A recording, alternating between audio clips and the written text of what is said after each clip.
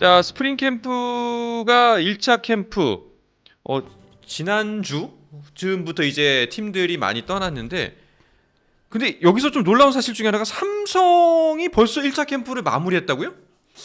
그러니까 열흘밖에 안 한 건데요. 네. 이게 지금 올해 같은 경우는 스프링 캠프가 일주일 앞당겨졌잖아요. 예년 같으면 2월 1일부터 시작하는데 올해는 1월 25일부터 네. 시작을 하는데 삼성 같은 경우는 1월 25일부터 2월 4일까지. 그러니까 어제 귀국했다가 오늘 이제 오키나와로 출국을 했습니다. 한 열흘 남짓만 괌에 있었던 거네요? 열흘 있었죠. 열흘. 딱 열흘? 네, 그렇죠. 오. 1월은 31일까지 있으니까. 네.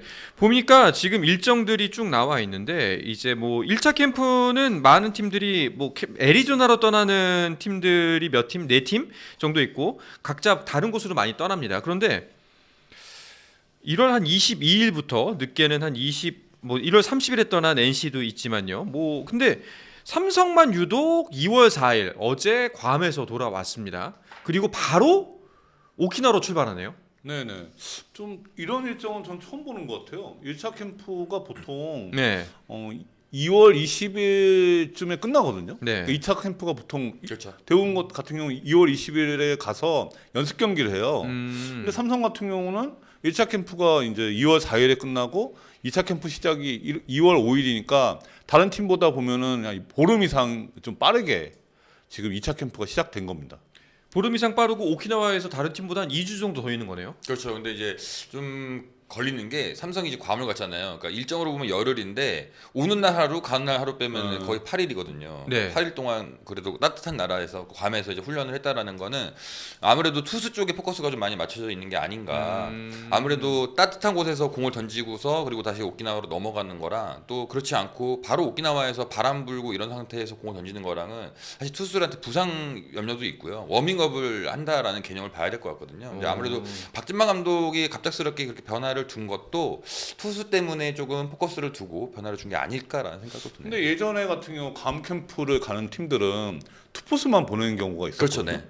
네, 그러니까 저는 그렇게 하면 좀 이해가 가겠는데 이게 지금 전체 선수단이 괌을 갔는데 이제 좀 열흘 정도 일정은 너무 짧은 게 아닌가. 그러니까요. 네. 사과 향기님이 달러가 비싸서 일찍 일본으로 가나 그러셨는데, 설마 삼성이 그래도 삼성 주가 뭐 난리가 났지만 삼성그룹도 안 좋습니다. 삼성도 안 좋지, 물론 안 좋지만 옛날에 예. 삼성은 아니잖아요. 그래도 네. 그래도 뭐 그래서 야구단 돈까지 줄일 정도면 접어야지. 예, 그만둬야죠. 그렇죠. 예. 그건 아닌 것 같은데. 그리고 가서 뭐 시차가 거의 없는 편이긴 하잖아요. 2시간 나나요? 1시간? 한 시간? 네. 네. 시차 거의 없는 편이니까 뭐 시차 적응은 안 해도 된다 치고, 그리고 짐 풀고 셋업 세팅하고 뭐 하다 보면은 사실상 제대로 훈련에 풀로 임할 수 있는 기간은 6일? 그렇죠. 근데 또 거기가 지금 또 휴식일이 있잖아요. 네. 휴식일도 있고요. 사실 네. 지금 정도면 또 우기가 또 있어요. 또 우기가 좀 있어가지고 가끔 비가 오면 그라운드가 또 많이 젖고 이제 이런 것들을 감수하고 갔다라는 것도 어떻게 보면 좀 박진만 감독이 뭔가 좀 그 좋았던 예전 삼성의 좋았던 왕조 시절의 그 기운을 좀 받기 위한 것도 괌에 갔을 때 좋았으니까. 그렇지 않았을까 뭐 이런 생각도 드네요. 그러니까 차라리 오키나와에서 1, 2차를 다 통합으로 한다라는 거는 오히려 이해가 가는 부분인데, 단 열흘만 있기에 간다. 박진만 감독의 요청이었다고 알고 있는데 맞나요? 네, 그건 맞는 것 같습니다. 어... 네, 그건 맞고. 근데 오키나와를 전체로 오키나와를 가게 되면 일정이 6주 이상이잖아요. 네. 그러면 지금 선수단이 조금 이게 중간에 좀 지치거든요. 뭐 그래서 그랬을 수도 있고요. 네. 네, 사실 좀 특이한 일정입니다.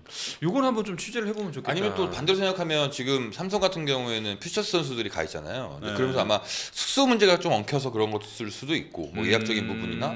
근데 작년에도 갔었기 때문에 이제 그런 부분 사실 크게 문제는 안 될 거잖아요. 사실 네. 구단 입장에서는. 근데 이렇게 갔다라는 거는 어찌 됐건 삼성 입장에서 조금이라도 좋은 조건에서 지금 말씀하신 것처럼 좀 리플레시할 수 있는 시간을 좀 이렇게 괌에서 두는 걸로 봐야 될 것 같아요. 네. 일단은 그 오늘 이동현 위원이 나오셨으니까, 그리고 뭐 프런트니까 더 잘하시겠지만 두 분 다 1, 2차 캠프는 다른 식으로 진행이 되지 않습니까? 그렇죠. 예. 네.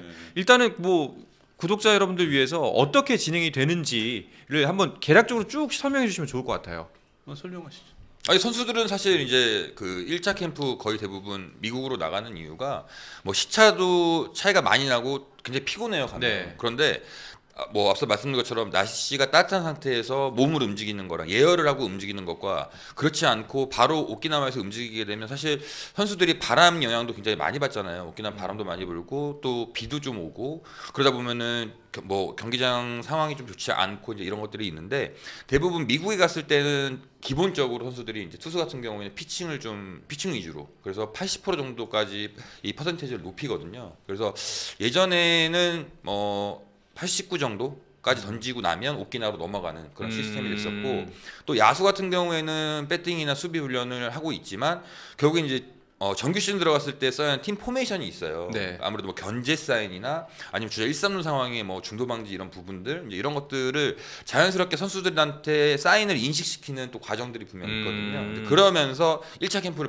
마무리하고 2차 캠프를 넘어가는 경우가 네. 굉장히 많아요. 2차에서는 이제 그럼 실전 위주로 연습 경기. 네. 연습 경기 위주로 진행이 되고요. 거기서 이제 뭐 감독이 선수들에 대한 역량 파악이나 뭐 이제 전략 수정 같은 게 이루어지겠죠.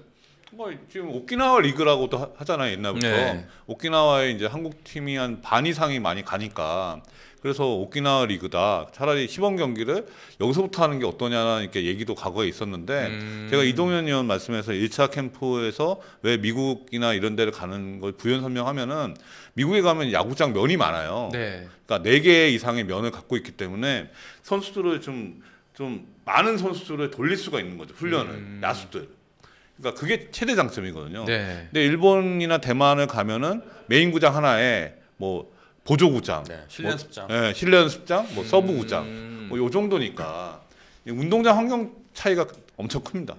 예. 그래서 사실 1차 캠프를 선수들을 많이 데려갔다가도 거기에서 이제 추려져서 사실 이제 네, 일본으로 네. 넘어가는 경우가 굉장히 많거든요. 네. 그러니까 결국 미국에서 감독들이나 코칭 스텝 회의에서 이제 옥석 가리기가 시작이 되고 그래서 이제 일본 캠프로 갔을 때는 오키나와 캠프 정말 선수들끼리 뭐 10개 구단 상대해야 하는 그 팀들끼리 선수들이 만나서 어느 정도 예열을 하는 단계거든요. 그러다 보니까 선수들이 가장 또 부상이 많이 당하는 또 시기이기도 해요. 2차 사실은. 캠프에서. 네네. 근데 저 사실 부끄럽진 않습니다. 오키나와 한 번도 못 가보거든요. 그건 네.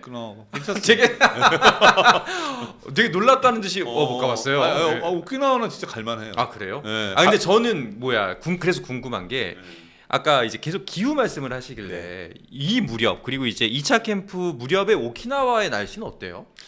사실 좀 바람이 굉장히 많이 불어요. 그리고 대부분 야구장이 오키나와 같은 경우에는 삼성이 쓰는 온나손 야구장 그건 산 위쪽에 있거든요. 근데 거기도 바람이 많이 불고 네. 또 저희 예전에 LG가 썼던 뭐 이시카와도 그렇고 구시카와도 그렇고 네. 대부분 이 바닷가나 근처에 있다 보니까 바람의 영향을 굉장히 많이 받거든요. 그러다 보니까 투수들이 던질 때 밸런스 잡기도 어렵고 타자들이 정말 빗 맞은 것 같은데도 홈런이 돼가지고는 뭔가 잘 맞은 것 같은 이런 느낌을 받는 경우도 있고 그러면서 오버기 걸리면서 부상도 당하고 좀 이런 것들이 굉장히 많았던 것 같아요. 또 비가 또 많이 오다 보니까 그라운드도 굉장히 사정 안 좋을 때도 많았고. 날씨는 한 어느 정도라고 보면 될까요? 한 봄, 가을? 예, 그 정도. 봄, 가을. 네. 여름까지는 아니고 여름까지는 아니고. 약간 쌀쌀할 수도 있다. 바람 때문에. 바람 때문에. 네, 이게 바닷가 쪽이니까. 또 이제 스키 찬 바람이어서 네, 더 추울 수도 있겠네요. 그렇고 사실은 이제 오키나와가 과거에는 우기가 2월 중순까지였어요. 네. 그러니까 지금 2월 20일 전이면은 오키나와 우기가 끝났는데 한 10년 전, 5년에서 10년 전 그 사이에는 2월 하순도 비가 많이 네, 오더라고요. 많이 왔어요. 네, 그러니까 이게 이렇게 비가 많이 오면 이거 오키나와 갈 필요가 있나? 연습 경기 다 취소되고 네. 실내 연습장 빌려갖고 거기서 연습하는 정도인데 맞아요. 뭐 그런 또 얘기도 있었거든요. 그러니까 열흘밖에 안 되는 데다가 지금 뭐 아무래도 팀들이 지금 오키나와 많이 들어가잖아요. 네. 그럼 경기를 한 번씩 치러야 되고 또 일본 팀이랑도 대부분 경기를 한 번씩 하는데 그렇죠. 네. 이제 이렇게 되면 사실 10경기 뭐 10일 동안 8경기를 뭐 치른다고 했을 때 바람이나 아마 날씨 영향 때문에 한두 경기 취소될 거라고 봐야 되거든요. 그러니까 그러다 보니까 조금 요번 같은 경우 그러니까 최근에 5년 6년 정도로 봤을 때에는 오키나와 캠프가 또 미국에 좀 어떻게 보면 많은 구단들이 좀 호응했던 이유 중에 하나도 기후의 영향이 가장 크지 않았을까. 네. 지금 쭉 다른 팀들 일정을 보니까 두산이 2차 캠프 미야자키로 가고요. NC와 키우미 가오슝 이 세 팀을 제외하고는 모두 다 오키나와로 2차 캠프를 떠나게 됩니다. 그리고 이제 비슷한 시기에 가기 때문에 아마 맞대결도 여러 번 이루어지겠죠. 그러니까 2월 20일 날 이때 가면은 일본 팀들이 거의 빠지거든요. 네. 다시 이렇게 그럼 일본 팀하고 연습 경기를 하러 오키나와를 갈 필요는 있는데 이 한국 팀들끼리 연습 경기 하면 뭐하러 이렇게 오키나와까지 가나 비도 많이 오고 저는 그런 의구심이 많았어요 옛날에. 일단은 뭐 그래도 국내보다는 따뜻하니까. 야구장 환경이 영향을 주시는 게 아닌가. 한국에는 이제 그만한 야구장이 없으니까 네. 그런 게 아닌가 싶습니다. 알겠습니다. 다시 삼성 이야기로 나와서 일단은 다른 팀들은 한창 아직도 그 1차 캠프가 진행 중이기 때문에 많은 소식이 나오진 않고 있는데 삼성 같은 경우에는 1차 캠프를 종료하고 이제 귀국을 해서 다시 2차 캠프지로 출발을 했습니다. 그렇기 때문에 이야기가 좀 나왔는데 평가가 신인 선수들이 준비를 잘했다라는 이야기가 나왔어요. 이거는 무슨 의미인가요? 아무래도 뭐 투수에서는 배찬승 선수, 또 내야수 심재훈, 차승준, 또 외야는 함수호 선수가 이렇게 있는데 지금 네 선수가 따라갔다라는 건 지난 시즌 가장 좀 삼성이 아쉬웠던 이 백업 자원들, 내야 외야의 백업 자원들을 찾아내기 위해서 또 지금 이 선수들 같은 경우 특히 심재훈 선수는 공수주도 갖췄고 장타 능력도 있기 때문에 뭐 류지혁 선수가 이루수를 만든다 하더라도 이제 거기에 자원들, 백업 자원들을 좀 찾아내야 되는 상황이거든요. 네. 또 외야가도 역시 그렇고요. 근데 그러다 보니까는 지금 이 세 선수를 일단 신인임에도 불구하고 캠프에 합류시켰고 또 배찬승 선수 같은 경우에는 아까 단장님하고도 뭐 얘기를 했었는데 굉장히 좋은 선수이기 때문에 네. 직접 눈으로 평가를 하고 또 오키나와까지 가서 이 선수를 당장 이제 즉시 전력감으로 활용할 수 있는지에 대한 여부를 확인하기 위해서 일단 데려갔는데요. 영상으로 제가 배찬승 선수 봤을 때는 굉장히 좋더라고요. 아 그래요? 네, 뭐 재작년 같은 경우에 이호성 선수도 네. 저는 굉장히 좋은 투수라고 눈여겨 봤었는데 사실상 한 단계 조금 더 좀 업그레이드된 선수라고 저는 생각이 들었어요. 투구하는 봤을 때는. 박진만 감독의 그런 평가들이 그러면은 빈말은 아니겠네요. 그렇죠. 아무래도 불펜이 어떻게 보면 노쇠화됐다라는 평가를 많이 받고 있는 삼성이기 때문에 배찬승 선수가 선발이 아니더라도 꼭 선발이 아닌 중간에서의 힘 있는 공을 좀 던져주면서 커가는 과정을 또 지켜본다면 네. 아무래도 팀에게도 그렇고 뭐 선수 본인에게도 굉장히 큰 도움이 되지 않을까 이런 생각이 듭니다. 다른 팀들에서 혹시 나온 이야기들 들으신 게 있을까요? 다른 팀이 예. 어떤 지금 캠프하고 있는 캠프하고 팀들? 있는. 지금 아직은 지금 기자들 이제 몇 명 간 정도잖아요. 네. 1차 캠프는 기자들도 많이 안 가거든요. 이제 음. 오키나와 그 타이밍에 해설위원분들도 많이 가고 기자들도 많이 가는 상태인데 지금 시기는 뭐 이제 피칭 시작하고 뭐 타격도 이제 시작하기 때문에 조금 이릅니다.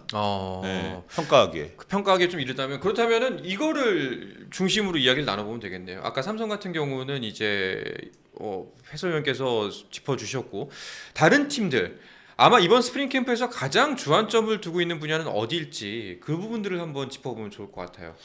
저는 대부분은 불펜이 불펜. 아닐까. 투수 중심. 네. 예, 뭐 이렇게 두산이나 롯데나 또 유격수가 조금 이제 정해지지 않은 데는 뭐 내야나 이런 데도 중요하겠지만 대부분 구단들은 제가 생각할 땐 불펜이나 마운드에 역점을 둘 것 같습니다. 근데 어쨌거나 그 두 방향의 훈련은 다른 곳에서 이루어지잖아요.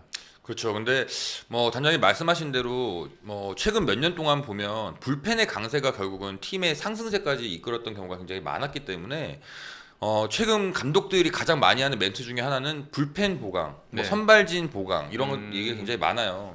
그리고 신인 선수들을 계속해서 이제는 활용하는 뭐 하나 같은 경우에도 사실 지난 시즌 황준수 선수 선발로 조금 부족하고 아쉬운 모습은 있었지만 결국은 해줘야 하는 선수이기 그렇죠. 때문에 기대를 해볼 수 있는 선수이기 때문에 계속해서 기다리고 있는 상황인데 결국은 최근 야구를 봤을 때에도 또 최근에 변화된 이런 뭐 규정이나 이런 것들 봤을 때도 대부분 투수 쪽에 좀 포커스가 많이 맞춰져 있기 때문에 한 시즌을 치르는데 이 투수들을 활용할 수 있는 자원들을 최대한 끌어모아서 네. 이제 이 선수들을 조금 더 지켜보는 이런 과정이 있는 것 같습니다. 알겠습니다. 스포츠 플러스 한정의 무대